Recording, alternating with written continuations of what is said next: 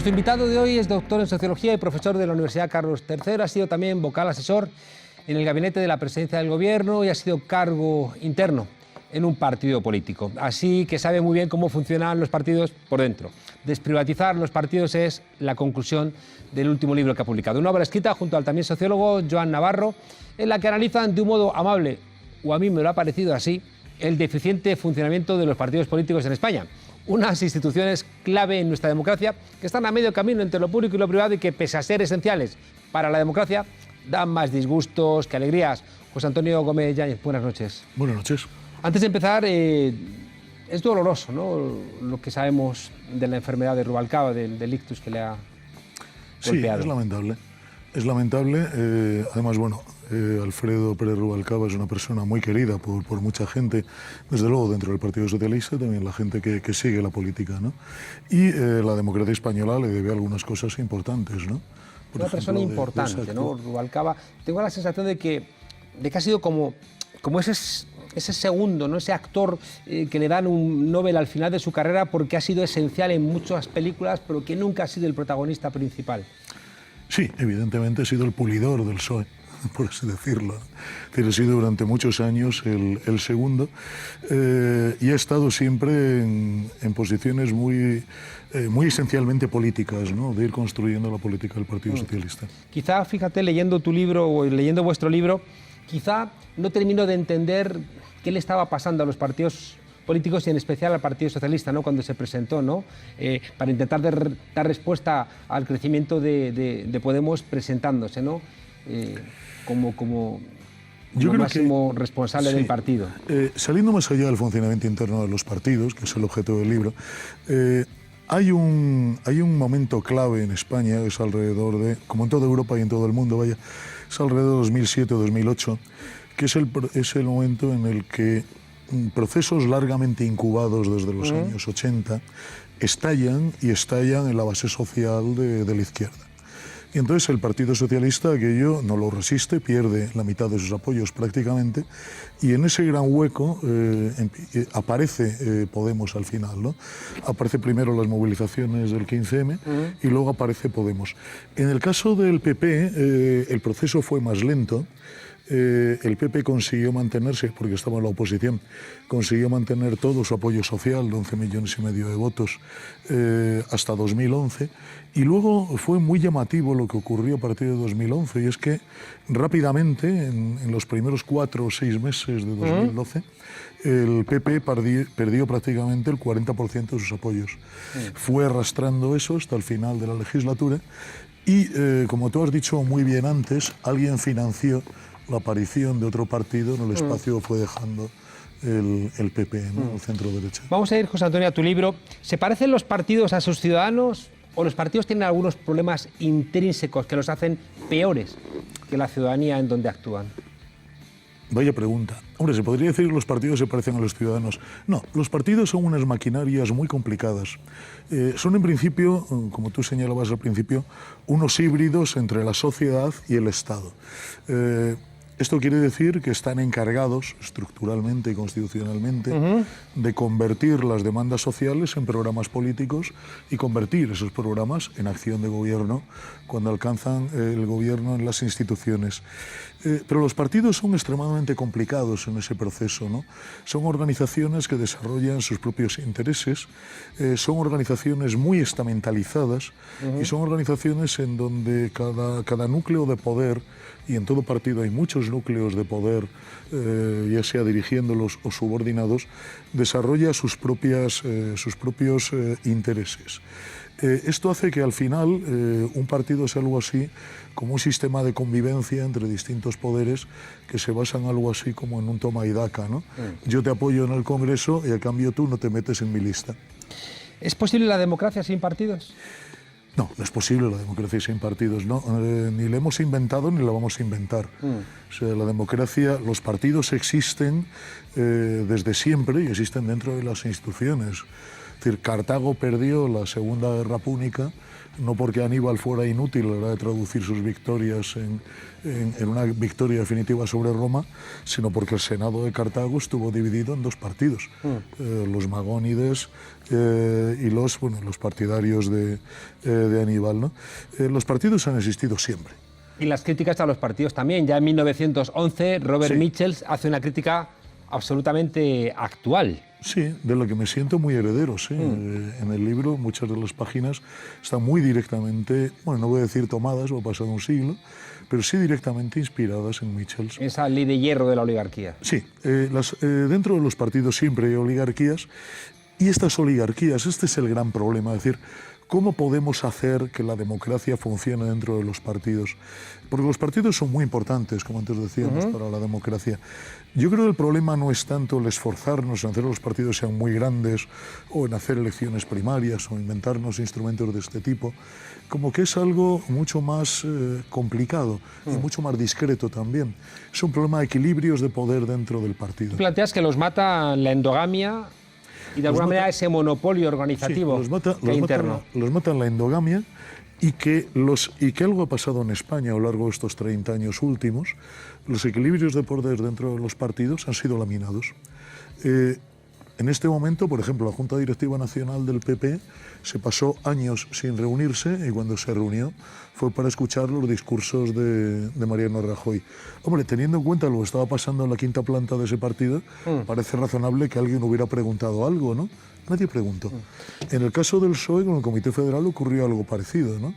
Es decir, empezaron a desarrollarse comités federales silentes hasta que finalmente en el PSOE pegó la gran explosión en el Comité Federal de 2016. Funciona de alguna manera aquello que decía Rosa Luxemburgo y Trotsky, que el partido sustituye a la sociedad, el Comité Central sustituye al partido y el secretario general sustituye al Comité Central. Claro, y lo mejor para poder entrar en una lista o en un puesto dentro del partido es conocer al secretario general. Claro.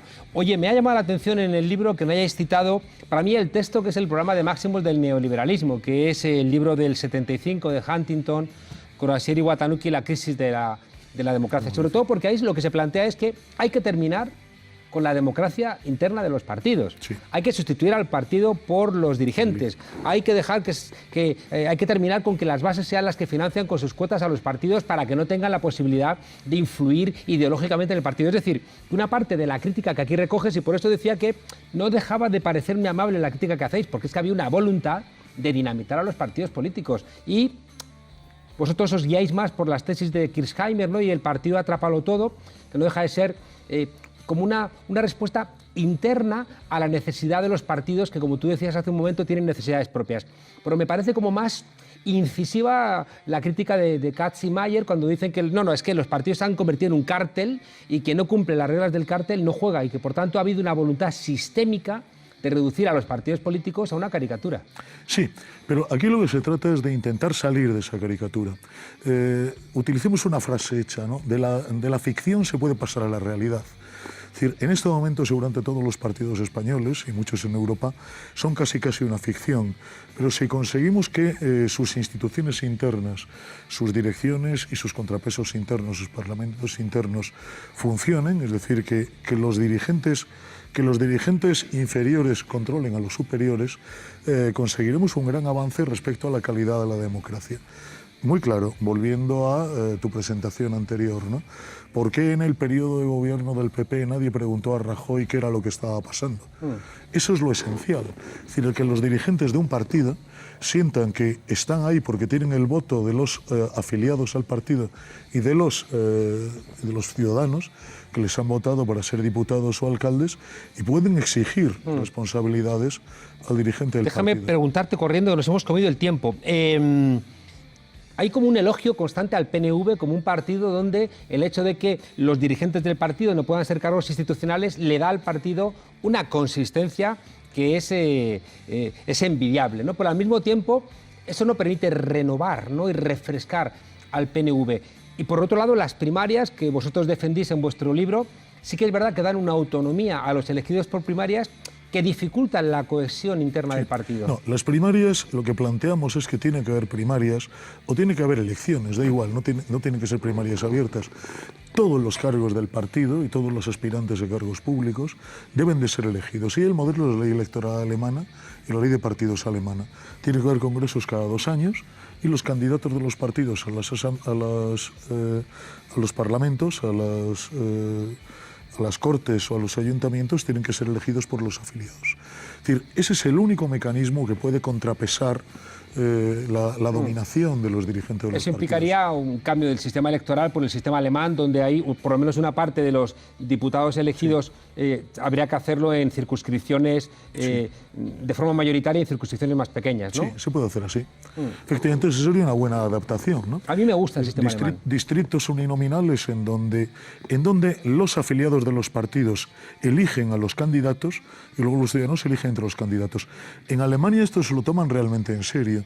En 1991 hubo unas elecciones autonómicas, regionales, en Hannover, creo recordar, y uno de los partidos no cumplió el requisito de que sus candidatos fueran elegidos por sus afiliados. El Tribunal Superior de Hannover anuló esas elecciones.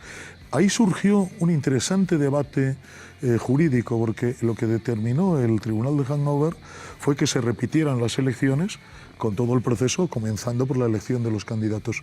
Muchos juristas, y creo que un voto particular en el propio tribunal, defendieron que el partido que había incumplido la ley electoral al no elegir a sus candidatos debía de ser sancionado de 2 maneras. Uno, dejándole sin la compensación por los escaños que obtuviera, es decir, sin financiación. Claro. Y en segundo lugar, no dejándole presentarse a las siguientes. elecciones. Contéstame en 30 segundos, porque me están diciendo que no tenemos más tiempo. Hay críticas a los partidos políticos, pero estamos viendo en muchos lugares, ¿no?, que hay listas Macron, ¿no? En el caso, por ejemplo, de Madrid hemos visto que la escisión que ha sufrido Podemos se traduce en una lista, ¿no?, de un rostro que presta el rostro a la lista de Madrid y también presta el rostro a la lista que supuestamente encabezaría Rejón en la Comunidad Autónoma de Madrid. ¿Tú crees que esas listas personalistas podrían solventar los problemas de los partidos? Tú lo has dicho, son listas personalistas, no van a solucionar el problema de los partidos.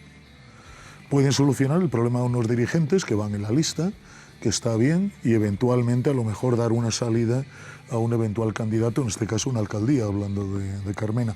Pero evidentemente esa no es una alternativa a los partidos.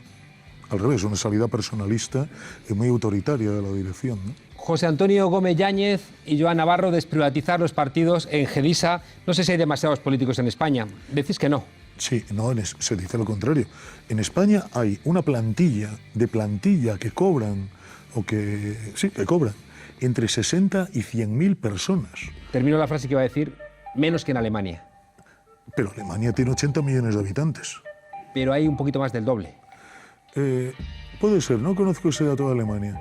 Sé que tiene 16 Land, nosotros tenemos 17, pero tenemos la mitad de la población. Me parece que son muchos. Andamos más o menos ahí. Sí, el gran problema es que en España no se pueden renovar 100.000 cargos.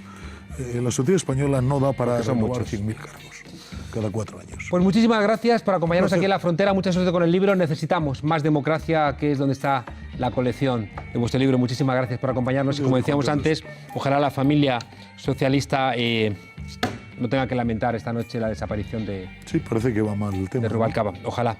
Bueno, muchísimas gracias. Y a vosotros, desobedientes, os dejo con un nuevo episodio del Tornillo y los 0 puntos, 0 points que Irán Tsubarela otorgaría a Israel por las barbaridades que está cometiendo. Nos hemos estremecido viendo arder Notre Dame. Parece que nos da lo mismo ver arder Gaza. Hasta la semana que viene, desobedientes.